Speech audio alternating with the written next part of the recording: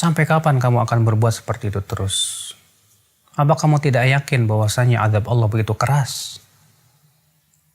Allah Subhanahu wa taala mampu mengadab kamu sekonyong-konyong.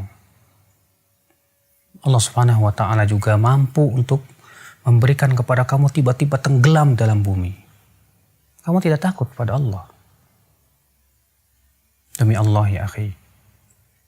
Kalaulah kita sedang berbuat maksiat, kemudian tiba-tiba kematian datang kepada kita, apa yang kamu lakukan? Demi Allah. Jiwa kita ini lemah. Badan kita pun tidak akan pernah mampu untuk menahan azab Allah Subhanahu wa taala. Azab kubur begitu pedih ya akhi. Coba dengarkan Rasulullah SAW bersabda, "Ma ra'aitu manzaran qat." Aku tidak pernah melihat pemandangan afdha yang lebih mengerikan min adzabil qabr, dari azab kubur. Kamu tidak takut dengan azab kubur? Akhi, sesungguhnya azab kubur itu dan kuburan itu adalah merupakan penentu kehidupan kita. Kamu kira setelah kamu mati, lalu kamu dikuburkan di kuburan, kamu akan tenang hidup begitu? Kamu kira setelah kamu meninggal dunia, itu peristirahatan kamu yang terakhir? Kamu tidak akan ditanya oleh malaikat Munkar dan Nakir? Tidak akan dimintai pertanggungjawaban oleh Allah Subhanahu wa taala? Tidak, demi Allah. Utsman bin Affan saja dahulu ketika berziarah kubur beliau menangis. Ketika ditanya kepada Utsman, "Kenapa hai Utsman, ketika dibacakan kepada kamu surga dan neraka, kamu tidak menangis? Tapi ketika kamu berziarah kubur, kamu menangis?"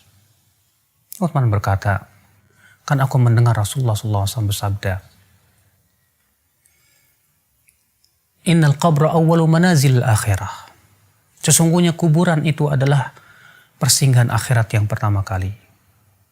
Faman naja minhu, siapa yang selamat di kuburannya, fama ba'dahu aisar min, maka yang setelahnya lebih mudah dari itu.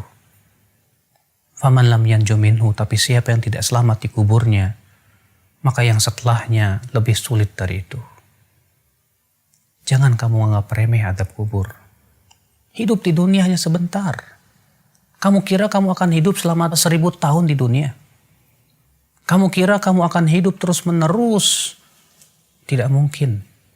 Setiap kita pasti mati, akhi. Allah berfirman, "Kullu nafsin dha'iqatul maut." Setiap jiwa pasti akan merasakan kematian. Allah berfirman juga, "Innaka mayyitun wa innahum mayyitun." Sesungguhnya kamu itu akan mati dan mereka juga akan mati. Kamu dan saya sama saja. Kita semua akan meninggal dunia.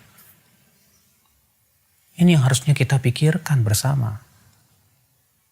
Kalau kita terus-menerus berbuat maksiat dan maksiat dan maksiat, bagaimana kalau ternyata malaikat maut datang menjemput kita di saat kita sedang berbuat maksiat kepada Allah?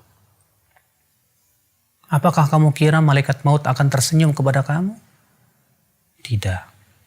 Dalam hadis Al-Bara' bin Malik, bahwasanya Rasulullah SAW menggambarkan bagaimana kematian orang yang fasik. Kata Rasulullah SAW, apabila orang kafir atau orang fasik itu hendak meninggal dunia, kata Rasulullah, "Ata'ahu malaikatun sudul wujuh." Didatangi malaikat-malaikat yang wajahnya hitam legam. Mereka membawa kain kapan dari api neraka yang baunya sangat tidak enak sekali. Kemudian datang malaikat maut dengan bentuk yang sangat mengerikan, kata Rasulullah. Lalu ia pun duduk di sisi kepalanya si orang fasik ini dan berkata, "Ayyatuhan nafsul khabithah, hai jiwa yang buruk, keluar kamu." Lalu ia pun dikeluarkan nyawanya, seperti mengeluarkan besi yang berduri dalam kailwon yang basah. Sulit, menyakitkan. Kamu siap menghadapi kematian yang menyakitkan seperti itu? Di saat kita sedang berbuat maksiat, ternyata kematian dan ajal mendatangi kita. Kamu siap? Siapa yang siap? Kita ya semua ingin meninggal dalam keadaan husnul khatimah. Kehidupan dunia bukanlah tempat bersenda gurau. Tapi kita hidup di dunia untuk bercocok tanam. Yang kelak buahnya akan kita tunai. Kita akan tuai nanti dalam kehidupan akhirat, akhi. Apalah dunia? Allah subhanahu wa ta'ala menyebutkan dalam Al-Quran, وَمَا الْحَيَاةُ الدُّنْيَا إِلَّا مَتَاعُ الْغُرُورِ. Tidaklah kehidupan dunia itu kecuali kesenangan yang menipu, kata Allah. Rasulullah SAW pun mengatakan dunia itu sangat hina. Ketika Rasulullah sedang berjalan dengan para sahabatnya, kamu tahu hadis ini? Ketika itu Rasulullah SAW menemukan bangkai seekor kambing yang telinganya putus. Kemudian Rasulullah SAW mengangkatnya dan berkata, siapa yang mau membeli bangkai ini dengan harga 1 dirham? Kata para sahabat, wahai Rasulullah, kalaupun ia hidup, kami tidak mau membelinya. Kenapa? Karena ia cacat, hai Rasulullah. Bagaimana ini sudah menjadi bangkai? Kata Rasulullah, la dunya ahwan indallah min hada. Dunia itu lebih hina di mata Allah daripada bangkai ini. Kita hidup di dunia sebentar, akhi. Apakah hanya karena kita ingin mendapatkan dunia dan dunia, memuaskan syahwat kita dan hawa nafsu kita, kita gadaikan kehidupan yang sepanjang begitu? Kalau misalnya kamu hidup di dunia 60 tahun, tahukah kamu satu harinya di sisi Allah 1000 tahun?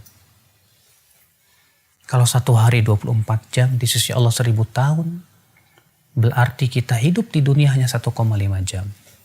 Apa kamu tidak sadar? Apakah hanya untuk 1,5 jam kamu gadaikan kehidupan yang tiada tara? Tidakkah kamu berpikir, akhi, saudaraku, kita ini manusia yang kelak akan dimintai pertanggungjawaban oleh Allah Subhanahu wa taala.